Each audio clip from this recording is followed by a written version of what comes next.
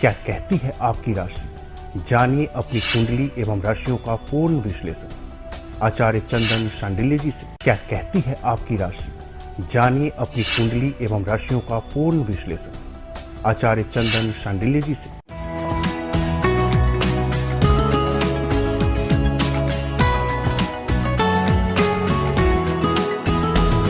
गुरुर्ब्रह्मा गुरुर्विष्णु गुरुर्देवो महेश्वर गुरु साक्षात् परब्रह्म तस्मै श्री गुरुवे नमः। मैं पंडित चंदन शांडिल एक बार फिर से स्वागत करते हैं आप सभी के अपने एवं सबसे खास लोकप्रिय कार्यक्रम कुंडली दर्शन में।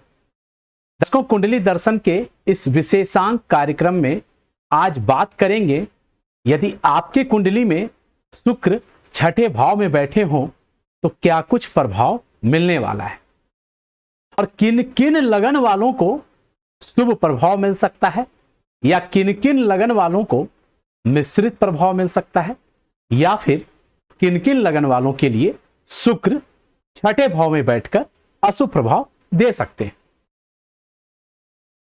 पिछले काफी दिनों से हम शुक्र विशेषांक सीरीज कर रहे हैं, जिसमें अब तक आपने हमारे पिछले वीडियोज में देख लिया कि शुक्र क्या क्या प्रभाव पहले भाव से लेकर पांचवें भाव में करता है यदि वो बैठे हो तो। और आज बात करेंगे, यदि शुक्र आपके कुंडली में छठे भाव में बैठे हो तो। अब ध्यान से सुने, क्योंकि विद्वानों का मत है कि शुक्र यदि छठे भाव में बैठ जाए तो प्रायः निष्फली माने जाते हैं।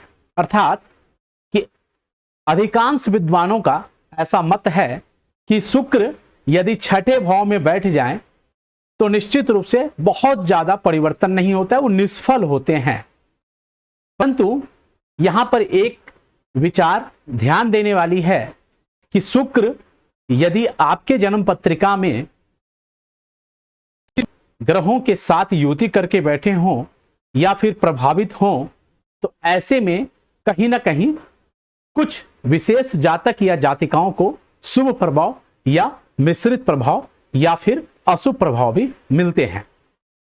चलिए आइए जानते हैं कि यदि आपके कुंडली में प्रथम भाव अर्थात कि लग्न में वृषभ लग्न की कुंडली हो या फिर सिंह लग्न की कुंडली हो या कन्या लग्न की कुंडली हो या तुला लग्न की कुंडली हो या मकर लग्न की कुंडली हो और शुक्र आपके छठे भाव में यदि बैठे हों तो ऐसे जातक जातिकाओं को प्रायः मिश्रित प्रभाव मिलने के योग दिखते हैं।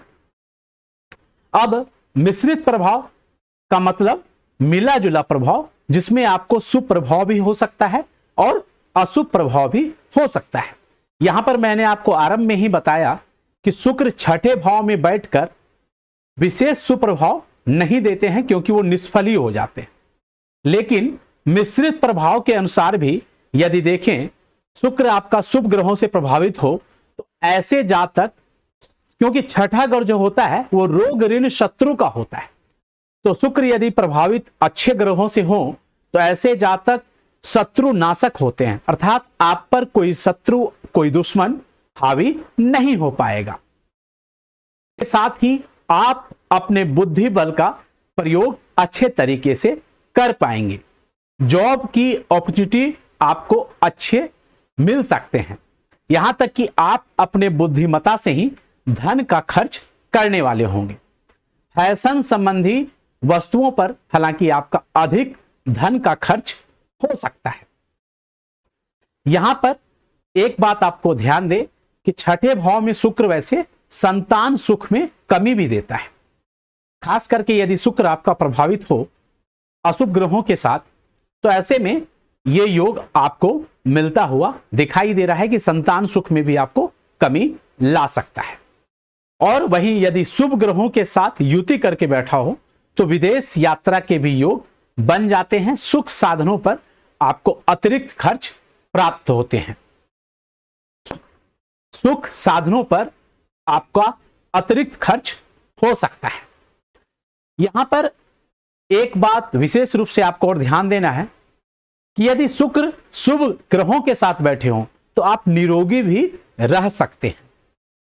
लेकिन वहीं कुछ विशेष लगन वालों के लिए, खास करके यदि आपका मिथुन लगन का कुंडली है, कर्क लगन का कुंडली है, वृश्चिक लगन की कुंडली है, या धनु लगन की कुंडली है, या मीन लगन के आप जातक हैं और आपके जन्म पत्रिका में छठे भाव में शुक्र यदि बैठे हों तो ऐसे में आपको निश्चित रूप से शुक्र अशुभ फल भी दे सकता है या देता है, ऐसा ज्योतिषकारों ग्रंथकारों का मानना है।